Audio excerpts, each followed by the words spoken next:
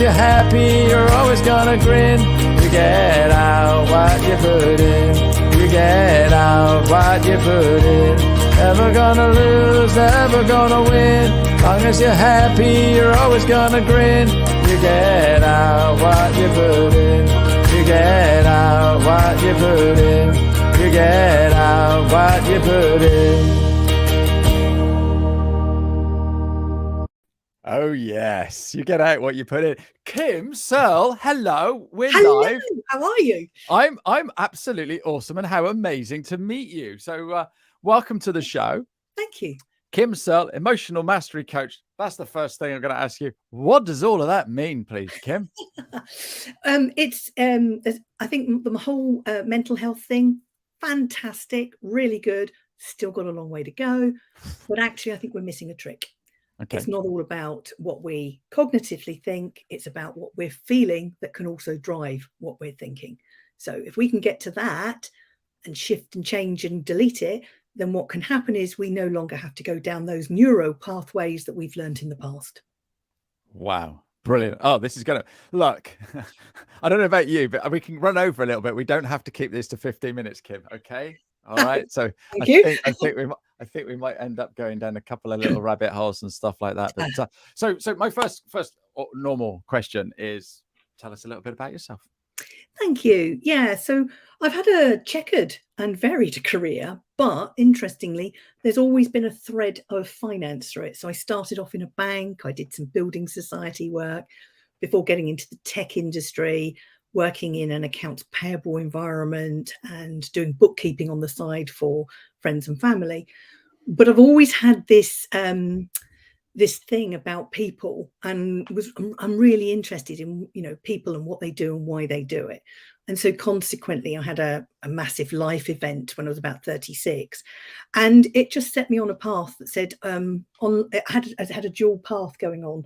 So my tech career, which ended up in projects and programs, but I was also studying this psychology and how we operate and why we do what we do. That has brought me to where I am today. Oh, fantastic. So I nearly butted in then, but you said I'd like to know about people and stuff like that. And the reason I do this show is because I'm nosy. So the reason you do that, is that because you're nosy? Yeah, I think so. It's brilliant, isn't it?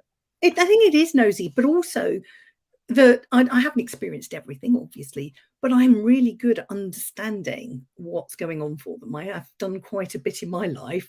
And it's called mastery, not master, because I'm still on my own journey and I am not perfect, but I get a good understanding of how I can help others. So at least they can close the gap a bit. Yeah, and I think that's the thing. Once we know where we're going or what we're doing or where we're aiming for or what have you, that makes life so much easier. And you probably use the sat nav analogy, don't you? You don't just jump in a car and go where we're going. You're like, right, actually, I want to get here, so I get the sat nav out and it tells me which route to go and along the way. Yeah, brilliant, absolutely brilliant. Okay, so what do you do? So how does that actually work with your clients? Do you call them clients? Yeah, I do call them clients. Yeah.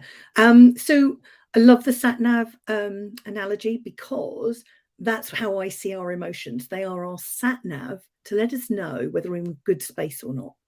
So if we're in good space, we're happy, things are going really well, life's a breeze, you're not my sort of person. Well done, keep doing what you're doing. I'm for those people who have got something going on, they don't understand it, they are parking it, pretending it's not happening and, trying their best to keep it, with a cap on. The trouble with emotions are if you don't deal with them, they are going to erupt at some times and not always when you want them to. So I'm all about looking for the emotional content that is the guide that's telling them something's not right. And so if I can take, for example, a nice simple analogy of the phobia, and I use a spider phobia, that builds over time. Emotionally, we become more and more sensitive to spiders. So even if we see a picture of one, some people can just have an reaction. Yeah. Our emotions do the same thing. It's an accumulative effect, compounded, bearing in mind we're talking to accountants and bookkeepers. It's a compounded effect. And what happens is that one day it's just too much for us, and we just have a meltdown of sorts. And that might be just, crying or, throwing a paddy, but equally it could be that tip that takes people into anxiety, worry, depression, whoever else. So I think looking at those emotions, understanding where they came from, and realizing that came from an early learning, something we learned in our younger years that was right for right then, but not for now, because the brain is always trying to keep us safe. That's why there's a comfort zone, because we're not in danger. No, that's true. I was just thinking of a true story. I was petrified of dogs, and this happened when I was a youngster. My mother had a Jack Russell, and we all know how snappy and Jack Russells are. I don't think he stayed with us for long, but I had this inborn fear of dogs. You can't see him at the moment, but on the floor in here, I've got this whacking great big what is it? Golden Retriever. We do work for guide dogs. And it was by doing the work with guide dogs that I got over that phobia, because I get this little puppy that needed me. And so we've trained him up. And so every day he got a little bit bigger. He didn't seem like a big dog. He just seemed like he was a little bit bigger, if that makes sense. And so now I'm not so wary of, I'm wary of wolf type dogs, because they do look fierce. But yeah, in general, I'm fine with dogs now. So that's interesting. So it's just a useful way of understanding for those people who are experiencing something. It's okay. It's not your fault, but now you know about it. It is your responsibility to do something. No, that's true. For you, nobody else. So you're scrolling through LinkedIn, and I don't know about you, but I've seen quite a few people going, "Oh, I'm a little bit overwhelmed at the moment," or "This is happening, that's happening." Do you ever feel like "Oi, we need to have a chat"? I do. And I don't jump on them, because it's, that's not what they're posting for. They've got to come to you, haven't they? Yeah, they have got to. So I make a comment, something that I hope is valuable. So one this morning was about imposter syndrome and doubt. I said, we all get it. It's okay. What I try and encourage my clients to think about is somebody they know, like, and trust. And in their head, what would they be saying to you about that situation? So you don't even have to talk to them, because your brain's really clever. It knows stuff that you don't know they know. And it's a really simple way for you to say, well, what would, my friend X say? Okay, all right. It may not overcome the doubt, but it might just start to calm it down a bit. I was just on a group call with, I'm involved with the NatWest Business Accelerator. So we're all helping each other to grow, and NatWest are sponsoring it all. It's really great, and it's really helped me. And there was a lady in there, and so while the thing was going on, I was just sort of like, I hadn't seen her for a while, so a quick private chat. And she did this big gig somewhere, and I said, "Oh, how did it go?" She goes, "Oh, yeah, it's given me the confidence that I needed." And I sort of like went back to her and went, "You lack confidence, and you see these people, they do all these amazing things, and even they struggle with confidence." And is this the sort of thing that you can help people with? Yeah, because confidence comes and goes. It's the nature of the beast. You might be really confident in one area. In fact, I was talking to one gentleman who's really confident in so many areas of life, but get him to do a presentation, falls apart. So confidence is a flaky beast. Yes. I much prefer self-esteem. It's an internal value of who you are. It's how you measure yourself. And if you're not measuring yourself high enough, that's something to look at. It's stronger, longer lasting. It means no matter what goes on externally, on the whole, that will not be as flaky. No, cool. So how long have you been working with Accountants and Bookkeepers then, Kim? Yeah, so only about 18 months, if I'm honest. And the reason for that, I originally thought I was niching, bless me, into introverts and overthinkers, because I'm one. And invariably, I see clients who have been like me or are like me. It makes no difference. And I'm quite practical and pragmatic. So that sat really well for me. I understood it. I could see what was going on. And I was talking to somebody who, my business coach, and she was saying, no, it needs to be more specific. Okay. And so when we talked about my history, as we did at the beginning here, it became evident that, really, if I narrowed it down and made it more specific, accountants and bookkeepers, because of my history, because of my knowledge, I'm not trained in any of those things, but I have been in the environment, then actually that makes it stronger. So I started reaching out, about 18 months ago. I had about 3 or 4 bookkeepers come through last year to see me. Different reasons. One wanted to grow a business. One was having trouble with networking and meeting people. She didn't really like that too much. A big introvert.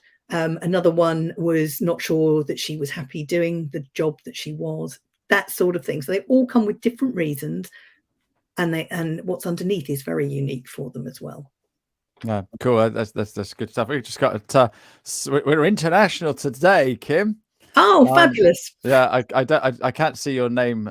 It just coming up as LinkedIn user, but from Australia down under. So thank you very much indeed. It must be like the middle of the night there. So anyway, thank you for joining us. Yes, if you've got any questions for Kim, please fire away. So I've sort of like hinted at it just a minute ago when I said about trawling through LinkedIn, but what issues are you seeing accountants and bookkeepers having at the moment, Kim? Yeah. So one of the things that I do is I endeavor to talk to as many of my connections as I can, because it's about understanding who they are and what they're doing and what they're experiencing.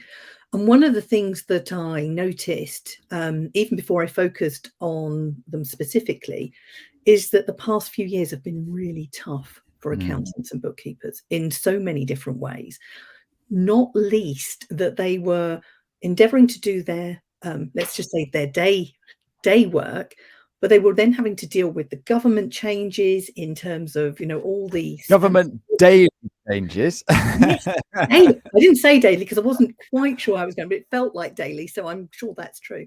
And of course, that was really stressful. They were under pressure.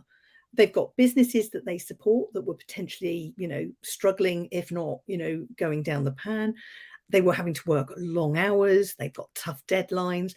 And I'm thinking, when I was talking to them, they were talking how they were caught between the HMRC and their demands and obviously their clients. And when you're torn like that, that makes it really hard to do your job in a way that you want to, i.e. well or excellent.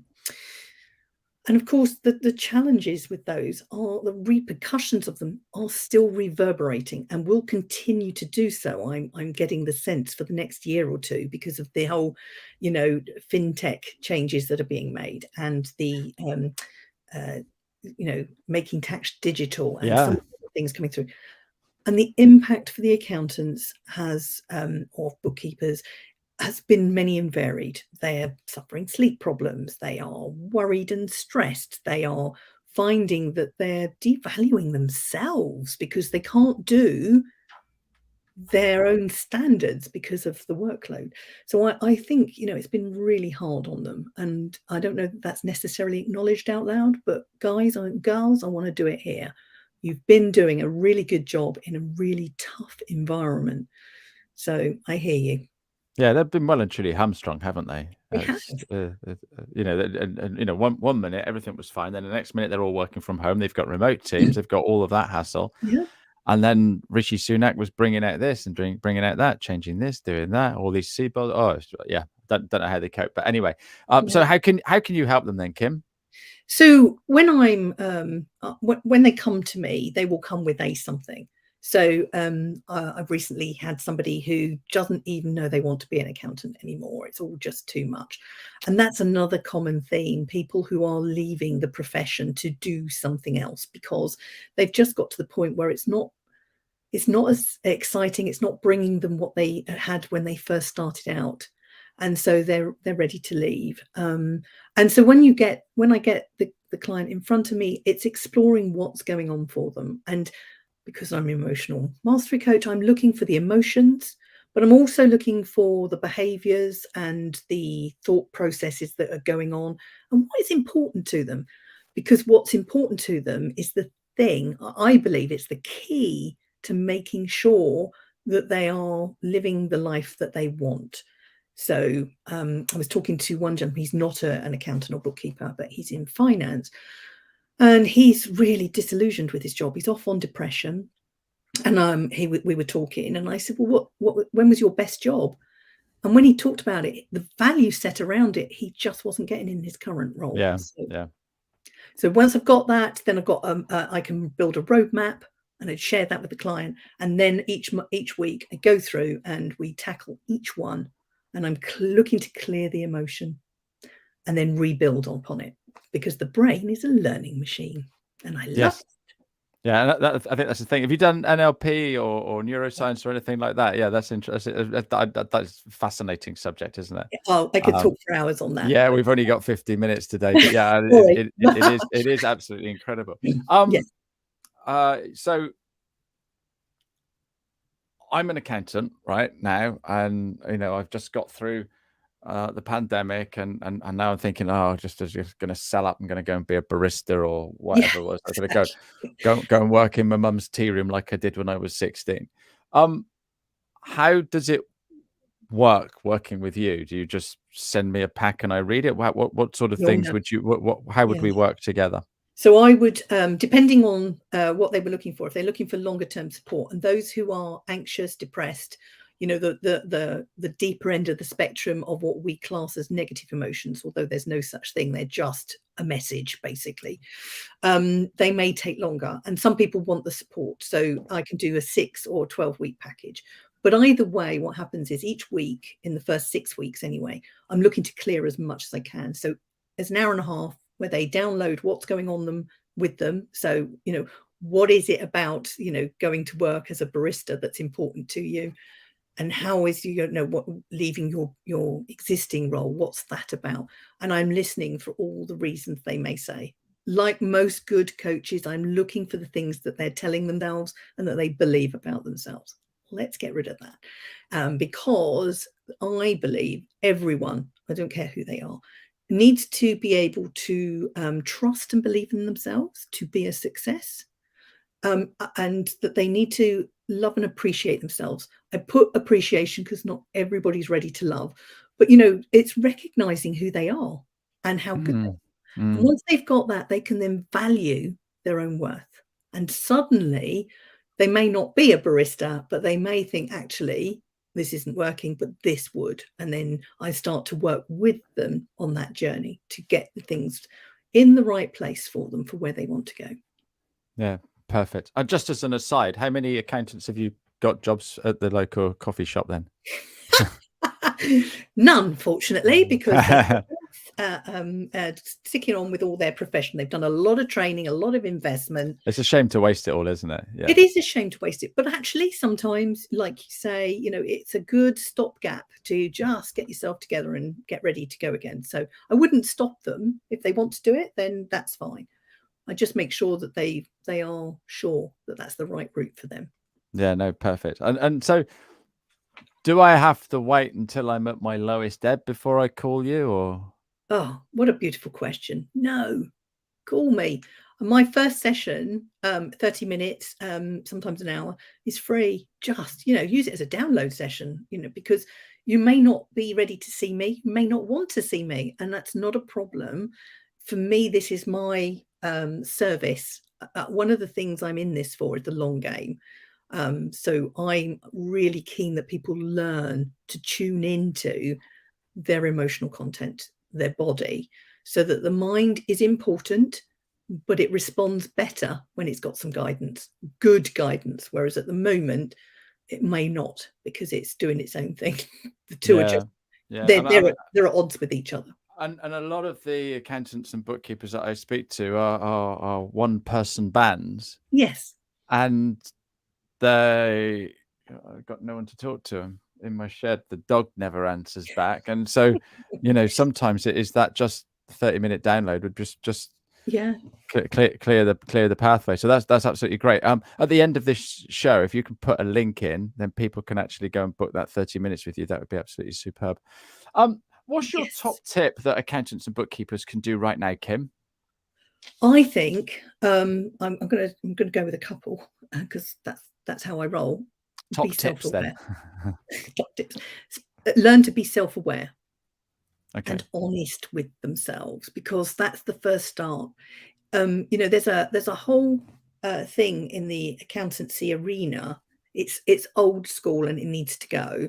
That showing any form of emotional content is considered to be potentially a weakness or a failing or something else. And with the whole, that's why mental health is so important. It's allowing those people to talk about it. But I still don't, you know, when they bring something in, GDPR, there's a bit of lip service to it. Oh, we've got to do this. Here's the process. Tick. Yeah. I think there's some of that going on. And it's only on the extremes that it becomes really important. But I want people to step forward when they're really struggling. And if they're struggling for more than a few months, then it's worth just having a conversation with a friend, with their coach, with a colleague. Even if they're on their own, they'll have somebody that they can tap into. There's a network. Talk to somebody about what's going on for you. You are not alone. Yeah, and I think that's the key thing. And I work with a few groups, and so they all talk to each other. Yeah. And I think that's the great thing about the community, and also the LinkedIn community. It's amazing. You know, people become friends just by being on LinkedIn, which I love. Absolutely. So what's the best story? And you may have to make up a name and what have you, of how you've helped an accountant or a bookkeeper. Yes, of course. Well, this one person came to see me, and after the COVID, obviously, no price increases. Things had sort of got a bit plateaued and needed to increase their prices. And I said, okay, what's the problem? You know, what do you need to do? How do you need to do it? And this is where my corporate background comes into play. I used to write proposals and talk money with clients all the time. Sometimes it wasn't always a pleasant delivery, but you do it and then there's negotiation. So I was able to help from that perspective, but also to understand the fears of asking it, the rejection, what happens if they, you know, if they're a tough client, how do you manage, you know, the client is just going to argue with you all the way. Well, don't. Bring the conversation to an end. Obviously, we need to think about this a bit more. Come back. You don't have to do it all in one go. So what I loved about it is that he was able to increase his clients' revenue to him by a minimum of 20%, and in one case 50%. So that was a really good job for him. And it covered my costs amongst other things, but he felt good about it because he didn't know that he could do it. Sort of did, but there was so much getting in the way. So once he cleared that, worked through it, sorted out a plan, he knew what he needed to say. He knows the accountancy bit, but he may not have just understood the process and what to do when he comes across those objections, those barriers. Yeah. So once he had that in his mind's eye, he was off. It was great. Fantastic. Absolutely superb.